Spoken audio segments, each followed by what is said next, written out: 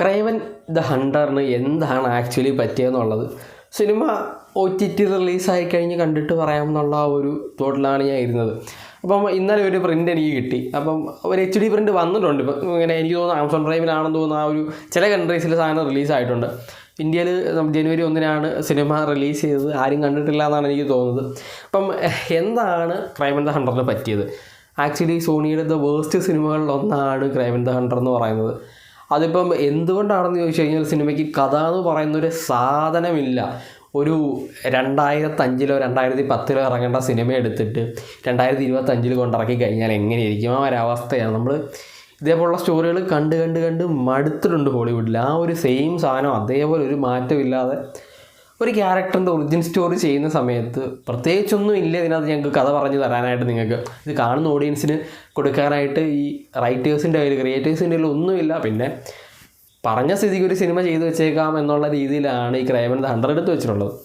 കാരണം ഇത്രയും പവർഫുള്ളായിട്ടുള്ളൊരു ക്യാരക്ടറിനെയാണ് ഇതിനകത്ത് ഇൻട്രൊഡ്യൂസ് ചെയ്യുന്നത്. അപ്പം ഈ 2 മണിക്കൂറിൽ എവിടെയും നമുക്കൊരു ഫീല് ഓക്കെ ഇതൊരു നല്ലൊരു ക്യാരക്ടർ, നല്ലൊരു സിനിമയ്ക്ക് വേണ്ട എന്തെങ്കിലും ഒരു സാധനം ഉണ്ടല്ലോ എന്നൊരു ഫീൽ ഉണ്ടല്ലോ.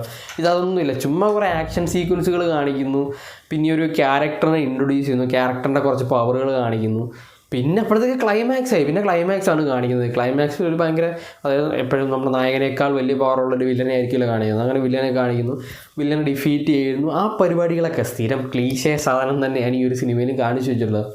ഡിഫറൻ്റായിട്ട് എന്തെങ്കിലും ഒരു നല്ല സ്റ്റോറി എടുത്ത് ചെയ്യുമായിരുന്നുണ്ടെങ്കിൽ ഒരു ക്യാരക്ടറെ എടുത്തിട്ട് നല്ലൊരു സ്റ്റോറി ഇതിന് കൊടുക്കാൻ പറ്റുന്ന ഒരു ഒറിജിൻ സ്റ്റോറി അല്ലെങ്കിൽ ഒരു വില്ലനെ ഇൻട്രൊഡ്യൂസ് ചെയ്യുന്നൊരു സ്റ്റോറിയാണ്.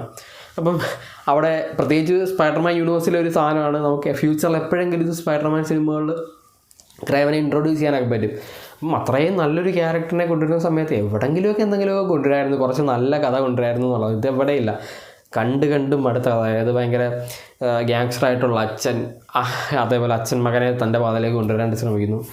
അപ്പോൾ അവിടെ വെച്ച് ഒരു ആക്സിഡൻറ്റ് പറ്റി, മോന് ഭയങ്കര പവർ കിട്ടുന്നു. അത് കഴിഞ്ഞിട്ട് ഈ അച്ഛനെ വിട്ടിട്ട് പോകുന്നു. ആ ഒരു സ്റ്റോറി തന്നെ മറ്റേ സാധനം തന്നെ. അതിനിടയ്ക്ക് അനിയൻ വരുന്നു. ഇങ്ങനെ കുറേ സാധനങ്ങൾ, പിന്നെ സഹായിക്കാനായിട്ട് കുറേ ഇത് വരുന്നു, പവർ എങ്ങനെ കിട്ടുന്നു എന്ന് കാണിക്കുന്നു.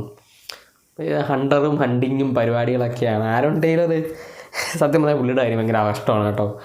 കാരണം മാർവലിൽ ക്വിക്ക് സിൽവർ എന്ന് പറയുന്ന ഒരു കിഡിലൻ ക്യാരക്ടറിനെ അന്ന് അവഞ്ചേഴ്സ് ആ ഒരു ഏജ് ഓഫ് അൾട്രോൺ ചെയ്യുന്ന സമയത്ത് നന്നായിട്ട് പെർഫോം ചെയ്ത ഒരു ക്യാരക്ടർ ചെയ്ത ഒരാൾ, അത് പിന്നെ അതിന് ഹോപ്പ് ഇല്ല എന്നുള്ള, അതിന് ഫ്യൂച്ചർ ഇല്ലാത്തത് കൊണ്ട് ഈ ഒരു ക്യാരക്ടർ ഒന്ന് ചെയ്യുന്നു.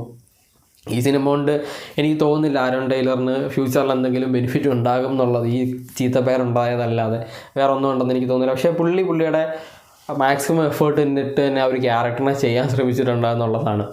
ആക്ച്വലി ഈ ഒരു സിനിമയുടെ ആദ്യത്തെ 8 മിനിറ്റ് യൂട്യൂബിൽ ഞാനത് പറഞ്ഞിട്ടുണ്ട്, യൂട്യൂബിൽ റിലീസ് ചെയ്തിട്ടുണ്ടായിരുന്നു. ആ ഒരു 8 മിനിറ്റ് കാണാൻ നല്ല രസമുണ്ടായിരുന്നു. പിന്നെ വധമായിരുന്നു.